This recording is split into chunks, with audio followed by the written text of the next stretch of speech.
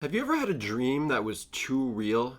I just woke up from one of these dreams and kind of rattled, just trying to kind of take it all in, maybe make some sense of it. You know when you have these dreams where they're like, flying dragons and purple Pegasus and dinosaurs and you wake up and you know that it was a dream, it was fantasy. You can tell after the fact that it's not real or not real.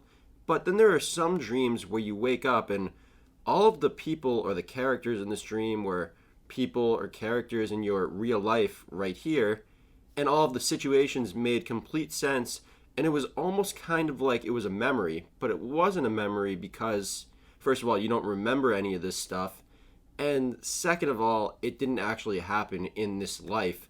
And that's what I want to talk about in this video. I think this could get very deep just thinking about all of the possibilities. The first possibility is that this is just completely in your imagination. You're making this all up. Maybe it's like a little virtual reality lesson, a VR lesson where you're taking notes and learning lessons. And I know just from this dream last night, there are so many lessons that I can learn just from all the people that I was talking to, all the situations that were happening. And you also kind of notice that in every dream, it's kind of like a big storyline.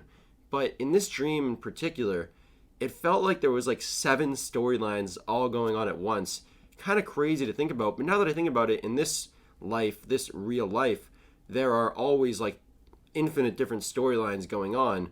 And your personal storyline intertwines with a bunch of other people's personal storylines.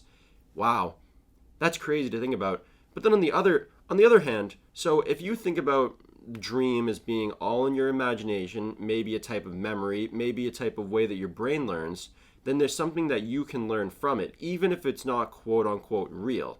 That's one end of the spectrum. That's one theory. Another theory is that these dreams that you're experiencing are actually real. You're either astral projecting, or you're traveling through the astral plane, or you're actually in another dimension. Your consciousness is in a different body in another dimension. I'm just going to let that sink in for a second. More than I think about that, the crazier it sounds, but also could be true.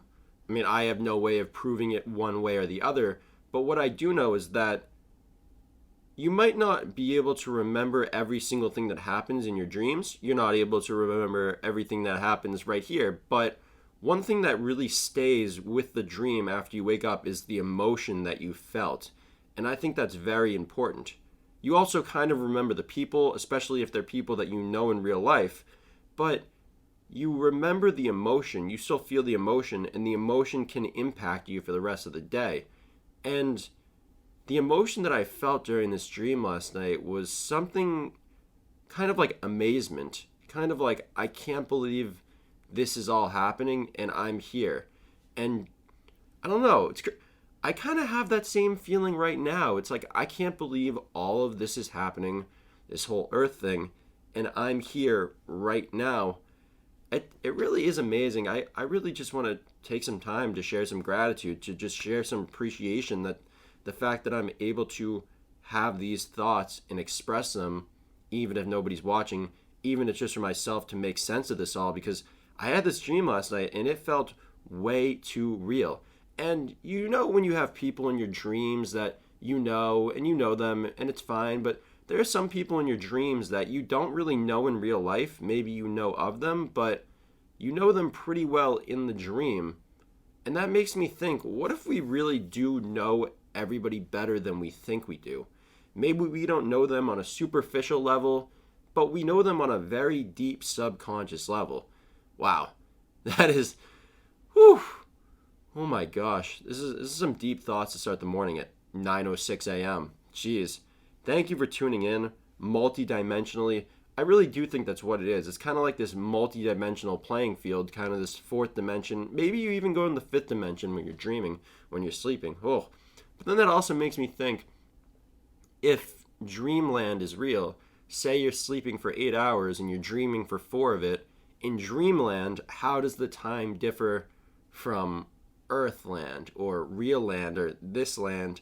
And the more I think about it, honestly, when you wake up from one of these dreams that's quote unquote too real, it really blurs the lines between reality and dreams.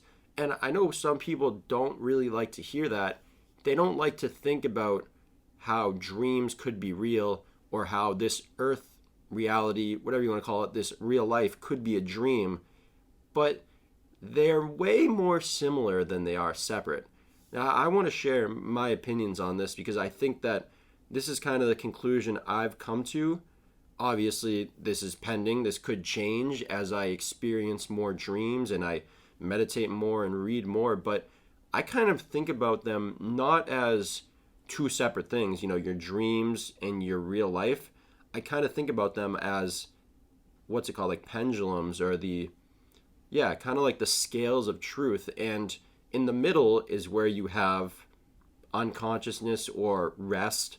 And the way you cross over between these two different worlds, which aren't actually very different at all, is through sleeping. Sleeping is kind of like the portal, kind of like going through the black hole. If you imagine going through a black hole, you get to another universe. That's kind of the only way, maybe not the only way. I've heard of people who can astral project, but maybe while they're awake. That doesn't really make much sense to me, but it seems like the way that you kind of teleport to another dimension is by sleeping and by becoming unconscious, in your spirit, or whatever it is, your spirit through this process goes through the black hole and goes to another dimension. Maybe the other dimension is in your mind. But this also raises the point that if it's in your mind, what makes it real or not real? And that makes me think of at the end of Harry Potter, at the end of love how this all comes back to Harry Potter. In the last movie, when Harry's talking to Dumbledore and he says, is this all in my mind? And he's like, yeah. And he goes, well, that means it's not real. And he goes, why would that make it not real? And that's how I'm starting to think. That's how I'm starting to think about all of this. That's kind of the conclusion I'm starting to draw from this situation, that even if it's all in your mind, even if these dimensions you're traveling to in your dream are in your mind, they're there for a reason.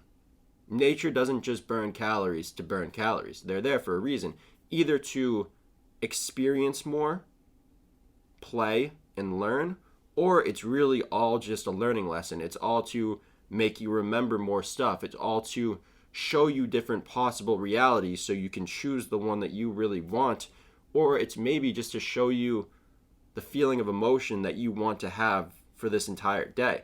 Maybe I'll take this feeling of amazement, of kind of awe, excitement, synchronicity, congruity, incongruity, I don't really know, maybe incongruity, but that feeling of amazement is really just, we're all here and there's so much going on and it's all interconnecting and it's all really beyond it's kind of beyond amazement. I'm kind of just in shock and in awe, first of all, that actually happened.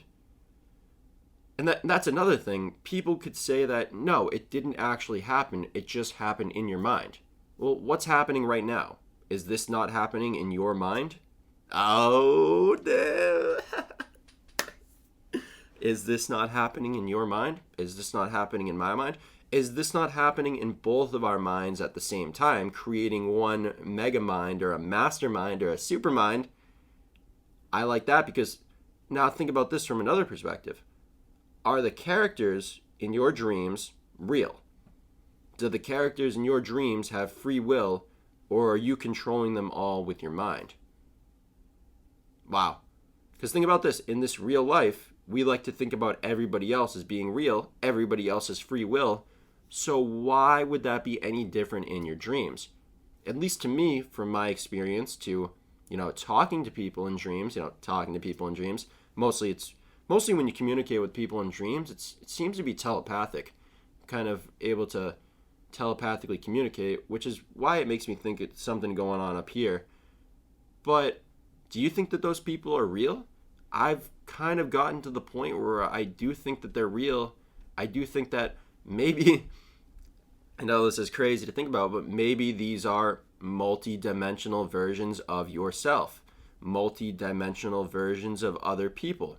Maybe there are infinite versions of me in infinite different dreamlands popping up on infinite different other people's dreams, because just because somebody is in my dream doesn't mean that they remember that they were in my dream. Maybe I was in their dream. Maybe I don't remember that, Because if your consciousness is literally in infinite different places simultaneously, all right now, all in the present, how would you remember that? You can't even remember any vivid details from your dream that you woke up from 20 minutes ago. So how could you remember if you were in infinite other dreams? I really am starting to think that that's less crazy than it sounds. I know that, wow, there really are just so many possibilities, and it really is amazing. Gosh. All right, signing off.